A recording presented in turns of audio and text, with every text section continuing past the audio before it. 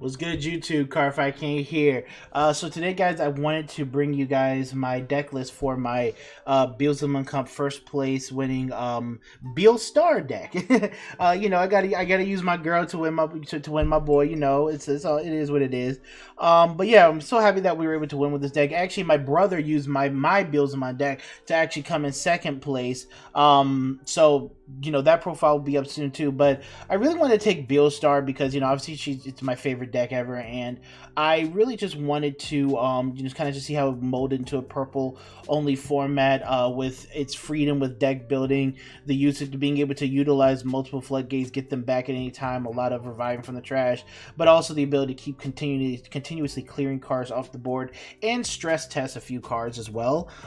So honestly, the deck worked out fine. There were a few times where I had a pretty slow startup, but because I guess in purple formats where there's some setup that's necessary, it was okay because I did get some time to set up just depending on what matchups I played against. But overall it was pretty good. So yeah, we got the winner Beelzemon, and I want to show you guys what my deck list was. So let me move that to the side here. Obviously the eggs is for doing Marimon. The reason why I'm not doing it on dev is because I wanted to show you guys the deck and like show you do a few talking points about it, everything, right? So I played one Impmon, one Electmon, two Psych, two of the Gazi God, three Ignitemon, and four Gabugang. So basically we've already talked, we know what Gazimon does. We've explained Ignitemon in detail, where it's an extra card that can kill your scatter mode, and one of the better opening plays is to like ignite in the Razor area, hard play a scatter mode past turn. If your opponent doesn't kill the scatter mode on that turn, then you get a free scatter mode swing. If that scatter mode lives, then you have Ignitemon that can swing, get another damage, and pop the Scattermon, and then you can get scatter mode's effect off. It's really it's a really good combo, and obviously we play it with the Mervamon, so a lot of times you can get this when the once per turn all turns ability off to gain a memory when you play Digimon through an effect. So that's really good. The Electmon was in here purely just because I wanted like a third, Deathclaw that I can really grab from the trash or play or raise out of the egg area. So that this was just an extra floodgate control, because in a purple only meta, pretty much he who controls Gazi controls the game. Gazimon, it was the MVP of the day. It stopped a lot of memory gains. Opponents have to do the most to get rid of him. Like, I know Beelzemon hates using a Death Slinger on a Gazimon. You're a 4-cost option card that, can knock out level 6s. But you use it on a Gazimon. And in this type of deck, I can bring it back too. But Gazimon really controlled the game because Gazimon stopped a lot of the memory plays. It stopped a lot of what a lot of purple decks want to do, which is manipulate memory and things like that. And you can also argue, if you wanted to play 3 Gazimon, you could definitely play 3 Gazimon. I would even cut a Psychmon. If I go back to it, I'd cut a Psychmon to go with 3 Gazimon. It's just Gazimon is just that good. And the BT6 Impmon was there just purely just to grab me Beelstar when I needed it, and this card did come in the clutch in clutching a game out for me, so that was good. So going into the fours, 1 Vile, 1 Doberman, 1 Promote, 3 Dark Lizard, and the best 4 in purple. Scatter mode. Scatter mode needs no explanation. He's just the best. The Dark Lizardmon is basically a Marimon on a body. Draw 1, trash 1, and it's a retaliation card. So you can slam this into a Reset card, or you can, when it dies, you just draw 1, trash 1, helps filter. Dobermon's really nice in this deck because we're playing Rivals Barrage. It has a chance to mill my Rivals Barrage. I can add a different card back, but now I have Rivals Barrage. Since it was milled, it's in my battle area, so I can use it to grab a Beelstar or anything like that. And then it goes into the trash, so then it goes into our 7 counts. So the Doberman actually came handy, but I don't like it in more than just 1. I think 1 is fine.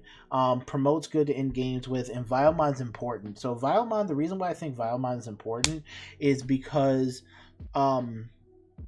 with Mervamon, if you bring out Mervamon, you bring out Dark Lizard and Vilemon.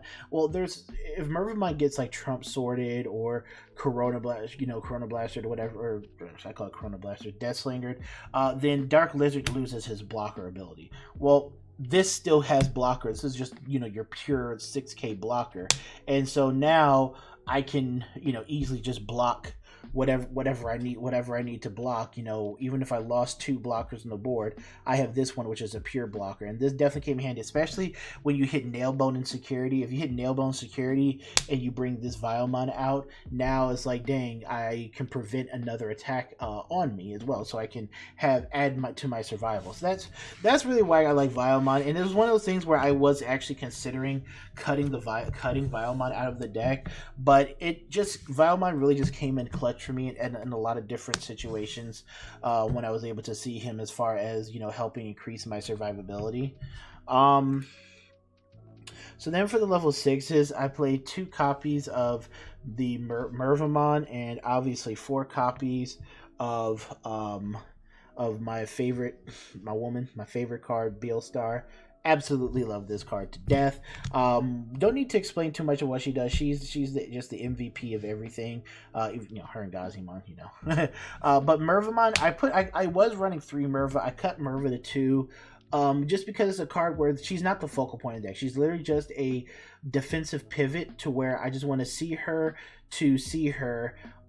when I need to like present lethal, or I want to put up a defensive wall or something like that. So she's not too necessary in the grand scheme of things, but she does come in handy, and she does really help with the survivability aspect of the deck, and that's really what I wanted to add in, which is more ways to survive and more ways to help present lethal. Then we ran 2 copies of Death X. Beelzemon decks, playing against my boy Jer Joker, who I think is an amazing Beelzemon player as well, who actually fought in the finals. The way that when he was playing with the deck and he was spamming the board, he had a ton of Impmons and things like that. I was like, 1 Death X is nice, but I want to play 2 Death X because if my opponents are going to be kind of spamming boards and things like that with certain things, then I want to be able to drop Death X. And obviously, Psychmon is a card that can shut it out, but if I already have like a Beelstar or even a Merv on board, I can Digivolve into Death X and clear it too.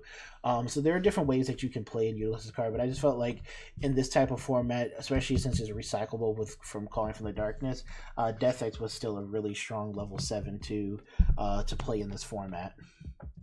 Then for the option cards, 1 Calling from the Darkness, 2 Mist Memory Boost, 2 Deathclaw. Those are like the one, just like the one-off options. The Deathclaw was good. The Mist Memory Boost is always interesting in Beelstar, but I kind of like it because having the extra memory is pretty good. I know there's another kind of memory boost that's coming out for Japan. I think in BT14 or whatever it is, but this is still okay. The Mill 2 is actually better in this deck now, because if you mill the Rivals Barrage, once you finish the effective drawing, it goes right into your battle area after you mill it. So it's just another way to get Rivals Barrage hopefully onto the board so that you can utilize it for the next turn. And then for the 7 cost options, 2 Trump Sword, 2 Nailbone, 4 Fly Bullets, and 4 Rivals Barrage. So this is definitely so I have 10 cards here that destroy opponent's cards, and then Nailbone here for board spamming utility purposes. Again, I wanted to stress test Rivals Barrage and just see how good it would be with the limited mill effects I have, but just overall like its usage in clearing things off the board. And it honestly, it was not bad. It was pretty good. Fly Bullet's obviously my favorite option card in the game. It just deals with anything I need. Funny enough, in the finals game, I actually had 3 in security. Yikes. Trump Sword, I'm not the biggest fan of Trump Sword. I understand that it's certain things it can hit, especially if your opponent has a wide board and I can hit this and it can hit it. But there were times where it's like, okay, my opponent knows the opponent knows I have Trump Sword. They can swing with one card without building a big board. I did hit the Trump Sword. It didn't do anything to them, especially for like a lot of the early game pokes. I really didn't do anything. And generally for me personally, I like to have an active security at all times, and this card is not an active card in security at all times. Rouse Barrage and Fly Bullet are, because this hits the highest level Digimon. This hits any level 6 or lower. This could bring back something as long as I have a 4 or lower in trash. So all of these are generally active at the start of the game in security, where this card is not, and your opponent can play around it. So that's why I really wanted that too. And honestly, I could have gone to 3 Nailbone and one Trump Sword and kept it like that. But I wanted to just kind of see 2 and 2 and just see how that rolls. But that's my theory there. If you like Trump Sword, by all means. I just feel like Trump Sword was probably the most mid of all of the option cards. And then last but not least, double Matashita. Really, Matashita was just there. I just wanted to have a tamer there. This was another way to get back cards I needed. Grab a Mervamon if I needed to grab a Beelstar, whatever it is, and just have a memory set to 3, which is generally good. But I didn't want to see too many copies of this. I prefer to hit it out of security. But there are some times where it's like, well, I don't really have another move I need, so let me go ahead, play the mat down, grab something out of the trash, and it just lets me set up for next turn. And then by the next time turn comes, I got 3 memory to work with, so choking me is no longer an option. So Matashita actually kind of grew my eyes, especially for this format. I just pulled him out my binder. I was like, all right, it's time for you to get in some work, Matt. But that's the deck profile, guys. I hope you all enjoyed it. As far as the Beelzemon Cup goes, I thought this was a very, very nice deck. There's obviously a few tweaks here and there that you can make to the deck to fit your local scene and kind of like maybe what they are playing. I would definitely recommend probably 3 copies of probably 3 copies of Gazimon and still 2 copies of Psychmon, and just utilize Psychmon smartly with your deck, because it kind of cucks your deck as well. But it's fine. It's not the biggest deal if it kind of just hurts what you want to do, because you can Digivolve over it or swing with it and remove it, and then go on from there. But yeah, that's the deck profile, guys. Again, hope you guys enjoyed it. I'll be uploading my Beelzemon deck shortly. It's more of a general build, but I'll show you what my brother used at the Ultimate Cup, and then obviously we'll talk about the changes to consider for because we can't play an Ultimate Cup anymore, but I think it should be legal for the April 8th regional. So we'll talk about what changes we can make for that as well. All right, Cardfight King, and we are out, guys. See you later.